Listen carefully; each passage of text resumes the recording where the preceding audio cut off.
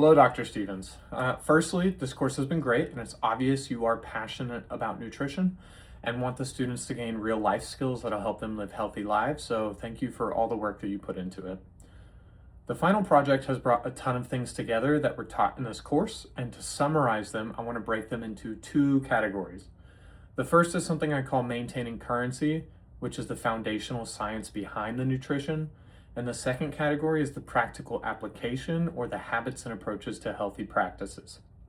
Okay, the reason learning the science behind nutrition is important to me is because nowadays, marketing and advertisement agencies constantly try to persuade us to purchase their products. They're packaged as a miracle fix, but truly they just want to make a profit. And this creates a ton of noise when it comes to figuring out how to live a healthy life with nutrition at the forefront. Especially in the day and age of TikTok and social media, seemingly trustworthy people promoting products makes it hard to decipher good information from the bad. So being able to recognize anecdotal claims is important, and prioritizing research-backed, peer-reviewed studies should be the only guidance that is deemed credible. Learning the science behind nutrition, specifically who should be aiming for what macronutrients, vitamins, and minerals, how frequently, and exactly why, or what each element's function and importance is, serves as a guide to help us determine what the valuable moves are in terms of navigating the noisy world of nutrition. Okay, that's why the science is important. Some scientific takeaways I've learned from this project. I was surprised to find that my macronutrient AMDRs were within the recommended ranges. I would have guessed that my carbs and fats were too high while my protein is lacking. This means that my general portions are on track, but my overall calorie consumption was too high.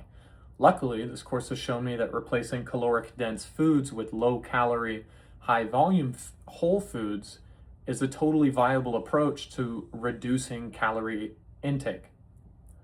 This project also pointed out specific deficiencies. In particular, my vitamin C deficiency was surprising.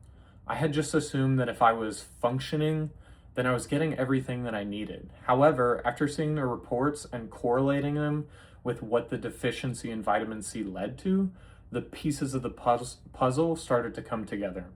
Although I don't think I've ever experienced scurvy, I have had a small moments where I wonder if some of my teeth are slightly loose or shifting throughout time, which very well may be associated with the lack of vitamin C.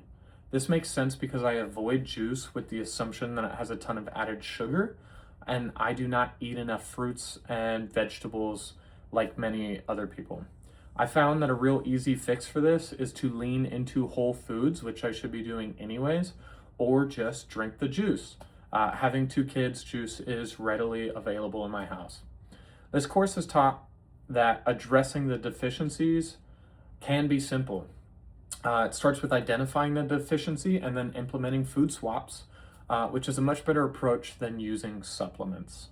This project has pointed out the energy balance discrepancy, specifically with the total calories.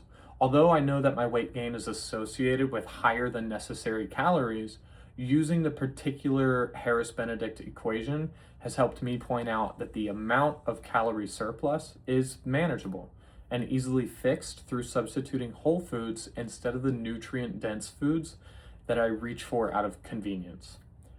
Lastly, this project pointed out the overage of sodium and lack of fluids. I was shocked to find that my sodium intake was over double the upper limit for sodium at my almost 5,000 milligrams of sodium based on the report. This disturbing part, or the most disturbing part of this, is that my actual sodium intake is likely higher, considering that there are added salts, likely not captured in the data from me salting my food. Consuming an adequate fluid intake and more clear water has been a goal of mine for a long time. However, I recognize that I have an aversion to clear water when flavored or bubbly alternatives are available. And to compromise, I have used Mio to flavor my water bottle to make a more enjoyable experience This way I reach for the flavored water instead of an energy drink or a cup of coffee. Okay. While the science is important for building a framework or goal to reach a nutritionally balanced diet, this course has given a bunch of practical application takeaways that help to keep me aligned throughout each day. This project has uncovered that my fitness and nutrition relationship is inconsistent. I personally recognize that the 3 days analyzed don't accurately reflect the average over my life, and the amount of exercise, whether a lot or a little, does not always match the quality of nutrition that sort or amount of exercise deserves. The important part is that the shift doesn't have to be drastic. Planning is an extremely important tool that I can use in allowing myself an easy avenue for maintaining a healthy diet and exercise routine. Personally, I eat like a garbage disposal. I will eat practically anything, but I can use this to my advantage by cultivating my diet into healthy and nutrition-focused foods. My final project clearly outlined the importance of substituting risky, ultra-processed foods with real, nutrient-dense whole foods. One big takeaway from this course is that I am absolutely not immune to the risks of a poor diet. Specifically, the final project has pointed out exactly how each individual choice compounds together. While one non-nutritious food a day isn't detrimental, a string of calorically dense foods can have a dramatic impact on the aggregate diet. They always say to limit alcohol, and this project has shown me, firstly, just how much sugar, sodium, and empty calories are in mixed drinks, and second, how valuable each bite is and how it should be tailored to be best for your body.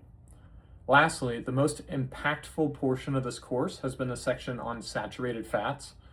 I did not realize how much I was eating, and the fact that issues can go unnoticed until one day something severe happens is frightening. I don't want that for myself. I don't want that for my family. I want to build habits that lend to a healthy lifestyle. Overall, this course has shown me that I do not need to be a nutritional scientist to have a healthy diet that is holistic, and a variety-based approach is a perfectly viable way to reduce the bad intake and increase the good.